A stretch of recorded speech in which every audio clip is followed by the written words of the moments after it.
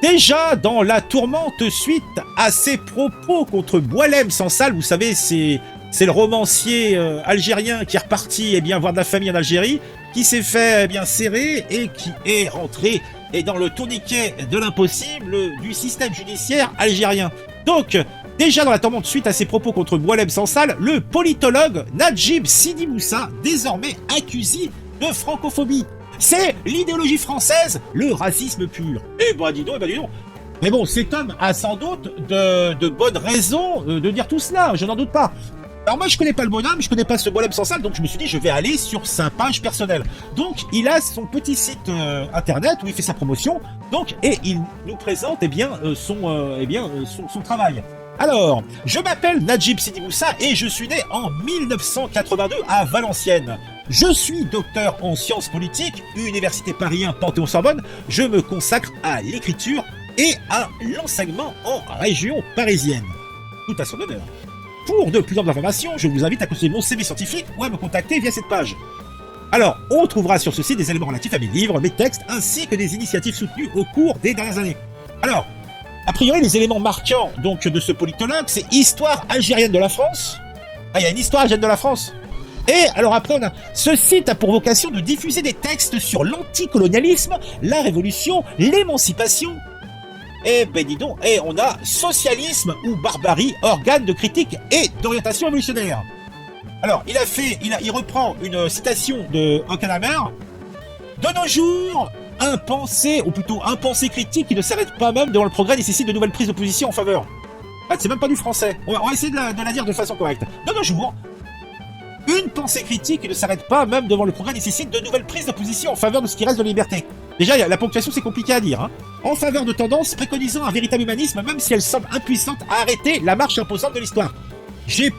Alors, donc cette préface à la dialectique de la raison.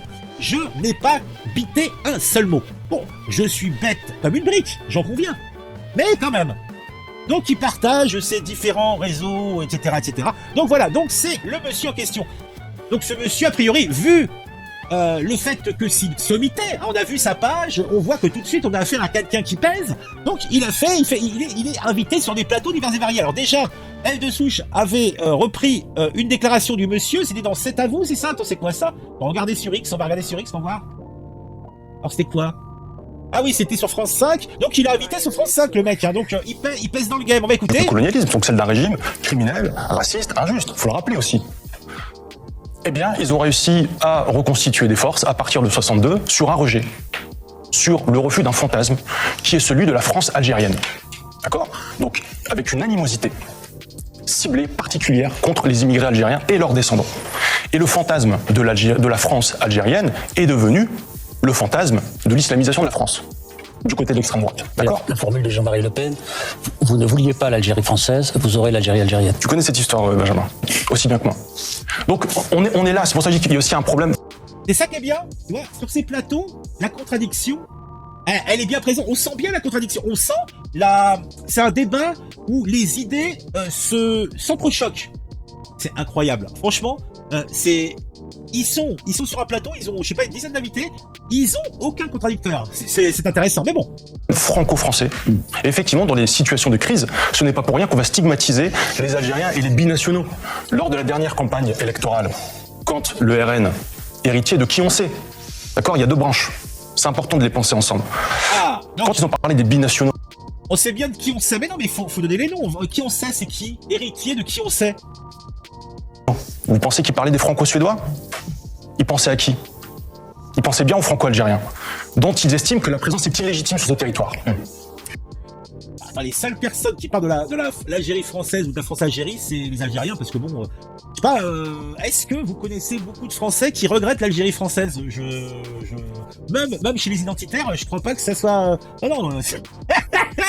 Donc, en tout cas, Najib Sidi Moussa, à propos de l'arrestation de Boualem Sansal en Algérie, le fantasme de la France algérienne est devenu celui de l'islamisation de la France. On stigmatise les Algériens. Alors que la question, c'était que ressortissant algérien, peut-être binational, qui fait sa vie en France, qui a priori un anarcho-capitaliste reçu par toutes les politiciens depuis 30 ans français, et qui, semble-t-il, a une petite réputation et qui y tape sur le gouvernement algérien, va visiter sa famille en Algérie et se fait coincer là-bas et mérite la tôle, voire peut-être même, l'exécution en place publique, je ne sais pas.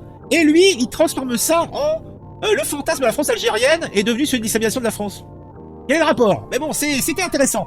Les Algériens se stigmatisent seuls. Si leur pays est si protégé et respecté, pourquoi ne restent-ils pas chez eux? Bonne question. Bonne question, auquel je n'ai hélas aucune réponse. Alors, toujours dans la victimisation, qui n'est qu'un levier d'accusation permanent, la colonisation visait à faire cesser 300 ans d'esclavage des Blancs en Méditerranée. Aujourd'hui, c'est la France qui est victime de la colonisation criminelle. Le sang des Français coule tous les jours. Oh mon Dieu. Ah, j'ai mon petit œil qui pleure un petit peu. Bon, alors après on revient, donc ça on l'a vu, et on avait, donc ça je peux fermer cette fenêtre, et le mec il refait parler de lui, donc cette fois-ci il nous dit que c'est l'idéologie française, le racisme pur. Ah. Bon, moi je dirais déjà, achète-toi des cheveux et mets-toi sur ta tête là. Donc là c'était, là il devait être sur les médias. Ah, il devait être sur les médias, je pense. Parce que cette meuf-là, je crois qu'elle bosse chez les médias. Déjà, dans la tourmente, suite à ses propos contre Boualem Sansal, le politologue, il est politologue, Najib Sid Moussa, désormais accusé de francophobie, c'est l'idéologie française, le racisme pur. 1h56 de bonheur, 1 minute 56 de plaisir. On va écouter. Le tweet. Xavier Gors, dessinateur de presse connu, qui a longtemps officié au Monde, et qui écrit à votre sujet, en retweetant une vidéo de votre passage sur France 5, je le cite, « Qui est ce petit voyageur de commerce qui, derrière un discours de sonnette d'entrée, met le pied dans la porte pour fourguer ses tapis de prière islamistes ? Il y a de l'égorgeur en puissance dans cet argumentaire, et Jean Quatremer, journaliste à Libération, lui répond « Je me demande où ils vont chercher des crapules pareilles, dont je n'avais jamais entendu parler jusque-là. Égorgeur est le bon mot. » Tweet que Jean Quatremer a ensuite supprimé. Qu'est-ce que vous voulez que je dise? Mais là encore, ça me fait frémir, ça fait du mal à beaucoup de mes proches, et au-delà de mes proches, ça montre bien qu'on est dans une société malade, ça montre... Ça lui a fait du mal, et lui à ses proches. Ah non, mais moi mon cœur frémit, je suis avec lui. Je suis avec toi, Najib. Ça montre bien que la France a un problème, en fait, avec son passé algérien. Et ce vocabulaire, ce registre de gens qui ont été, à un moment donné, soit dans la grande presse, je pense que le dessinateur dont vous avez fait mention a été au Monde jusqu'à une certaine époque, je crois que... Ouais, ce qui est marrant, en fait, là, ils montrent du doigt un journaliste de Libération et un journaliste du Monde. C'est pas des identitaires, donc c'est vraiment que le gars doit être problématique pour qu'on ait des commentaires des mecs de gauche comme ça, quoi. Que la personne que vous mentionnez travaille toujours chez Libération, c'est bien ça? Oui, les journalistes à Libération. Le journal de gauche, c'est ça? Oui. Le journal de gauche, ouais. Qu'est-ce que ça veut dire? C'est l'idéologie française, c'est le racisme pur. Il y a quelque chose qui, encore une fois, qui est profondément refoulé, mais qui dans les moments de crise explose avec une rage, avec une haine, avec l'envie de lyncher. Oh là, c'est beau, hein. Moi, franchement, Hector Stucco, le gars, il est trop bon, quoi. Oh là là. Non, mais c'est pas politologue qu'il faut faire, c'est comédien.